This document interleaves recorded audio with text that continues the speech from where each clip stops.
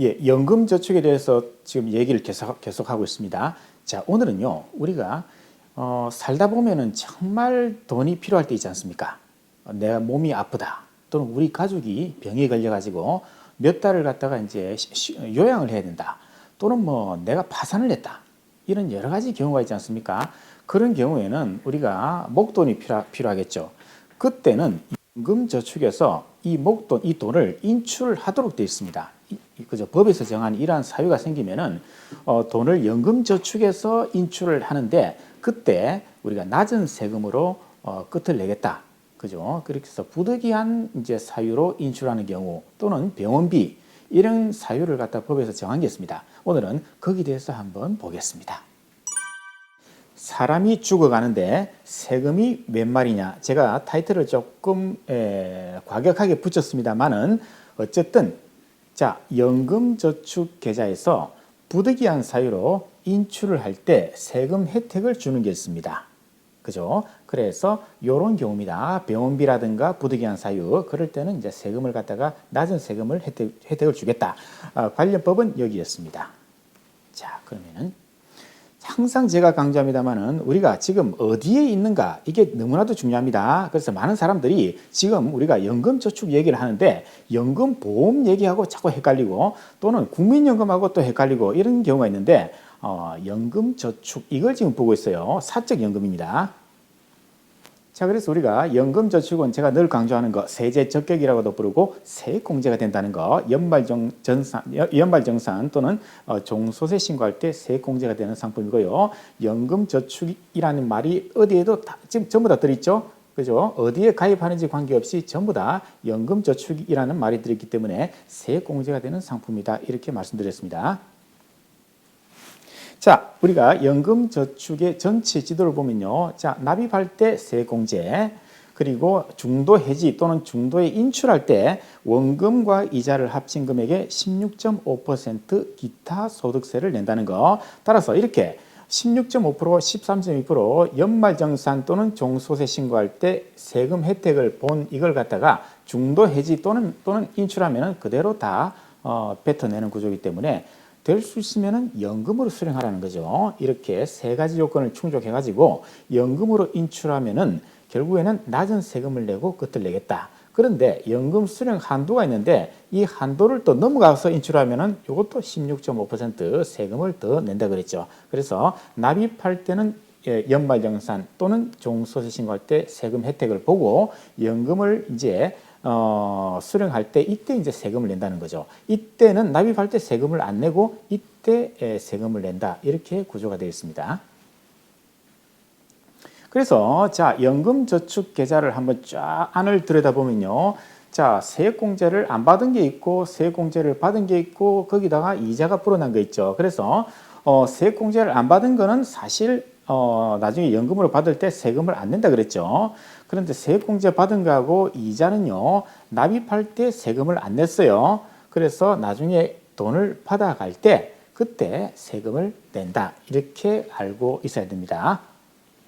자, 그런데 제가 국가는 어디에 관심이 있는가 하면요. 자, B와 C에 관심이 있습니다. A는 관심 없어요. A는 어차피 세액공제를 안 받은 거기 때문에 세금을 나중에 돈을 인출할 때 세금이 없어요. 그래서 고양이가 먹잇감을 노리듯이 국가는 여러분들의 연금저축 계좌를 B와 C를 뚫어지게 보고 있습니다. 그래서 세액공제 받은 이 금액하고 이자 요 금액이 언제 인출되는지 돈 나오기만 해봐라. 그때 내가 세금을 매기겠다. 이렇게 요 B와 C를 국가는 주시를 하고 있다. 이렇게 보시면 되겠습니다.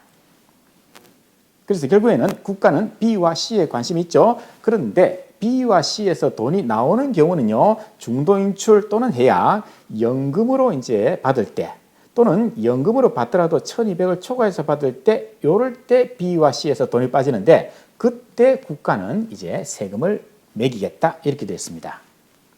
자, 그러면은 B와 C에서 돈이 빠질 때 첫 번째 중도 인출 또는 해약이죠. 그때 돈이 빠질 거 아닙니까? 그때는 16.5% 분리과세 높은 세금을 내야 됩니다. 그 다음에 연금으로 받겠다. 그죠? 한도 내 수령한다. 이게 국가가 제일 좋아하는 거라 그랬죠. 그럴 때는 5.5, 4.4, 3.3%로 분리과세 낮은 세금을 내고 끝을 내겠다. 그런데 연금으로 받되 한도를 초과해서 받았다. 그러면 또 16.5% 분리과세. 그런데 연금이 1,200을 초과해서 받았다. 그러면 또 종합과세. 그렇죠? 이렇게 4개의 경우가 있습니다. 돈이 빠지는 경우요. 자, 버튼 누르시죠. 자, 그런데 중도 인출하고 연금 한도 외 수령 요 2가지 경우를 갖다가 지금 볼 겁니다. 자, 그다음. 그렇죠. 요 2가지 경우는요.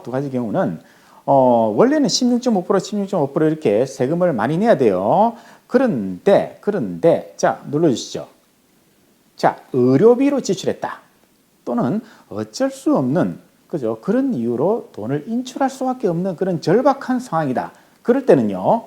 자, 5.5%, 5.5, 4.4, 3.3%로 분리과세를 하겠다. 이거 어디서 많이 봤죠? 그렇죠. 연금으로 수령할 때 그때 낮은 세율 아닙니까? 이거하고 똑같이 분리과세, 종합과세 안 한다 이 말입니다. 이거 내고 끝입니다. 이렇게 이런 사유가 있을 때에는 이렇게 낮은 세금으로 내도록 하겠다. 이런 혜택을 주겠다 이 뜻입니다. 자, 그러면은 어떤 사유가 해당되는가 하면요. 자, 의료 목적입니다. 즉 의료비, 병원비 지출한 거 또는 부득이한 인출이다 이렇게 부르는데요. 이런 경우에 이제 해당이 되는데 이때 B와 C에서 빠지는 거죠. B와 C에서 돈이 빠지는 겁니다.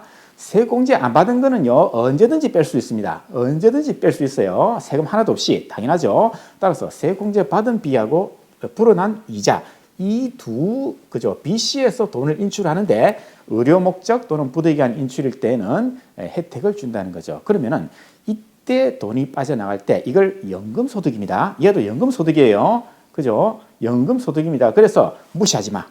나를 무시하지 마. 나도 이렇게 돈이 빠져나가더라도 나는 연금소득이란 말입니다. 연금소득. 따라서 연금소득이라고 하는 그런 신분이 있기 때문에 얘도 여러 가지 현상이 발생합니다. 자, 가시죠. 그래서 의료 목적 또는 부득이한 인출은 자, 우리가 연금이기 때문에 원래는 한도 내 수령을 하라 이렇게 돼 있죠. 한도. 자, 연금 계좌 평가액을 지금 이 상태에서는 얼마입니까? 6천만 원이죠. 6천만 원을 10일 마이너스 연금 수령 연차로 뺀다 그랬죠. 이걸 나눈다 그랬죠. 거기다가 1.1을 곱한다 했죠. 이게 한도 계산하는 방식인데요. 자, 눌러주시죠. 그렇죠. 이때 의료 목적 또는 부득이한 인출로 돈을 뺄 때는 이 한도를 적용하지 말아야 되어 있습니다. 이 한도를 계산하지 않습니다. 따라서 얼마든지 금액에 관계없이 인출을 할 수 있다. 이렇게 되겠네요. 자, 세 번째 특징입니다. 자, 의료 목적 부득이한 인출의 세 번째 특징은요. 우리가 1,200만 원 B와 C의 합계 금액을 우리가 인출할 때 그게 1,200을 초과하면은 종합과세로 간다 그랬죠. 자, 그런데 이때 의료 목적 부득이한 인출로 돈이 빠져나갈 때는요. 1,200만 원 불포함, 즉 1,200만 원 계산할 필요 없어요. 얘는 종합과세로 안 간다 이 말입니다. 그렇죠? 1,200만 원에 걸리지 않는다. 예. 그래서 1,200만 원에 걸리지 않기 때문에 분리과세로 갑니다. 네 번째 특징 분리과세. 그래서 낮은 원천세율로 분리과세를 하고 끝내겠다. 그래서 5.5, 4.4, 3.3%의 낮은 세금을 내고 끝을 내겠다. 이렇게 되어 있습니다.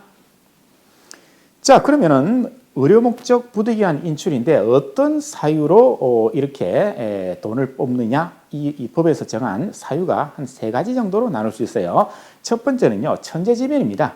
이거는 어쩔 수 없는 일이죠. 그래서 천재지변이 나가지고 내가 피해를 봤다. 그때는 부득이한 인출로 보는 거죠. 또 두 번째는요. 보험회사, 은행, 증권회사, 즉 내가 가입한 연금저축을 갖다가 관리하는 회사 아닙니까? 그 회사가 영업정지, 인허가 취소, 해산, 파산 한마디로 말해서 이런 회사들이 망했다 이 말입니다. 그죠? 망했기 때문에 내 돈을 찾아가야 될 거 아니에요. 그렇죠? 망했기 때문에 당연히 내 돈을 찾아간다. 즉 부득이한 인출이라는 거죠. 세 번째 사유는요. 본인에 관계되는 겁니다. 연금저축을 가입한 본인에 대한 문제입니다. 첫 번째, 본인이 사망했다. 본인이 사망했으면 당연히 돈을 빼야 될 거 아니에요. 자, 본인이 몸이 안 좋아서 병원비를 지출한다. 그 다음에 본인이 몸이 안 좋아서 요양을 가야 된다. 본인이 해외 이주를 가야 된다. 본인이 망했다. 파산. 이런 경우에는 부득이한 인출로 봐가지고 아까처럼 혜택을 주겠다는 겁니다. 자, 그 중에서 요양하고 병원비 있잖아요. 이 두 가지를 좀 볼게요. 특히 요양은요, 한도가 정해져 있습니다. 무조건 다 인출할 수 있는 게 아니고 금액을 한도를 정해놨습니다. 그래서 요양하고 병원비 이 두 가지를 지금부터 보겠습니다. 첫 번째, 요양에 대해서 보면요, 반드시 3개월 이상 요양을 하는 경우입니다. 그런데 본인이 요양을 한다. 뭐 당연한 얘기죠. 그런데 부양가족이 요양을 가야 된다. 이것도 됩니다. 이것도 돼요. 따라서 부양가족도 가능한데 부양가족은요, 우리가 연말정산할 때 인적공제할 때 있잖아요. 그죠? 그때 부양가족을 말합니다. 그리고 부양가족은 소득은 안 봅니다. 이 사람이 우리가 연말정산할 때 100만 원 초과해서 내가 소득이 있다. 그러면 안 된다 그랬잖아요. 그런데 이때는 소득은 안 봅니다.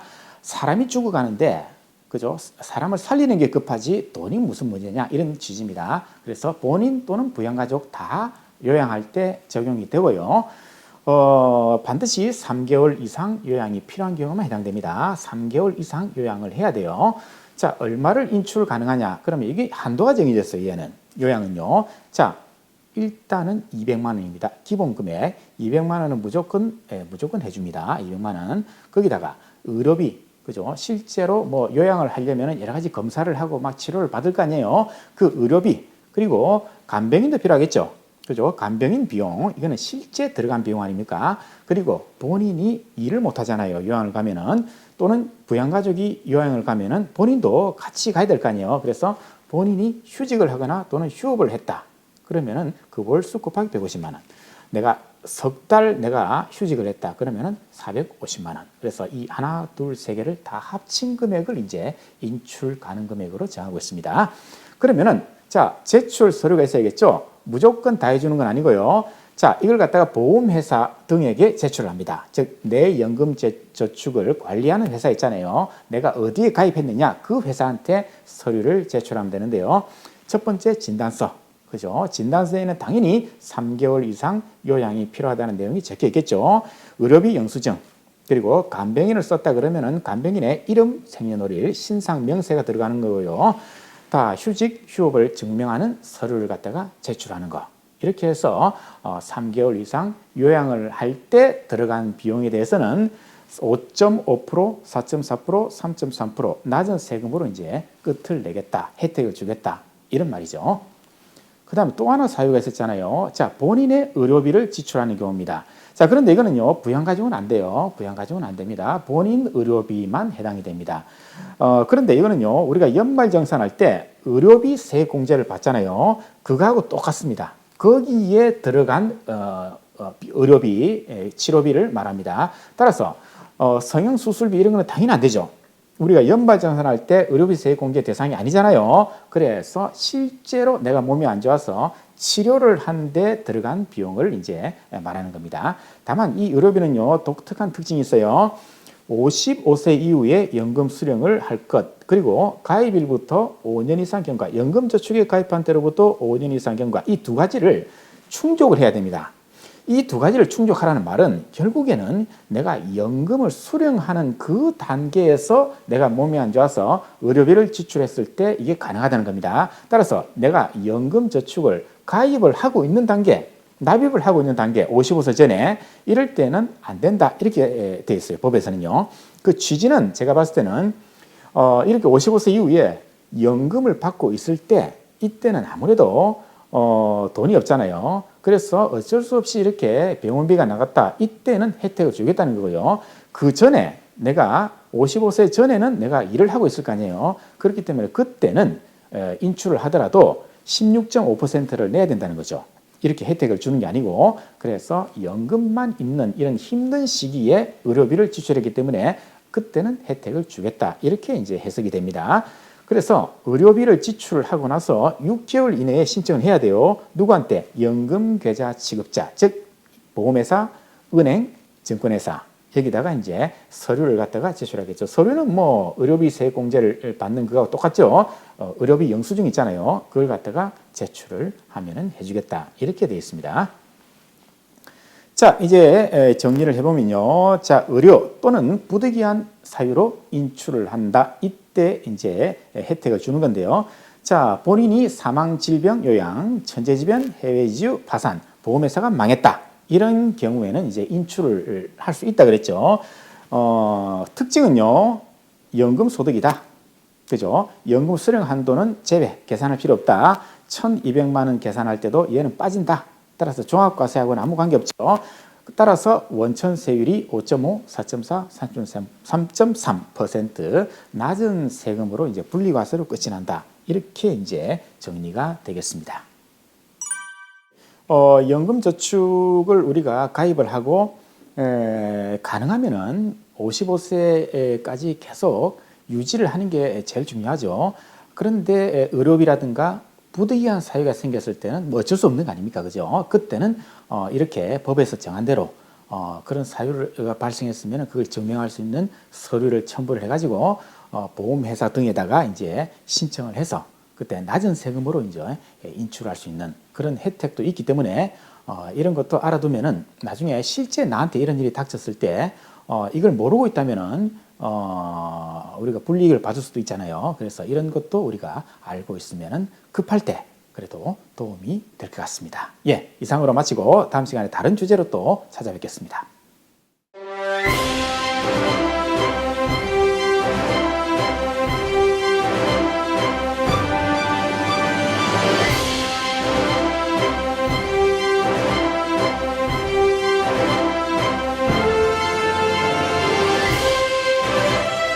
어려운 건 쉽게, 쉬운 건 더 쉽게. Easy to understand. Easy to understand.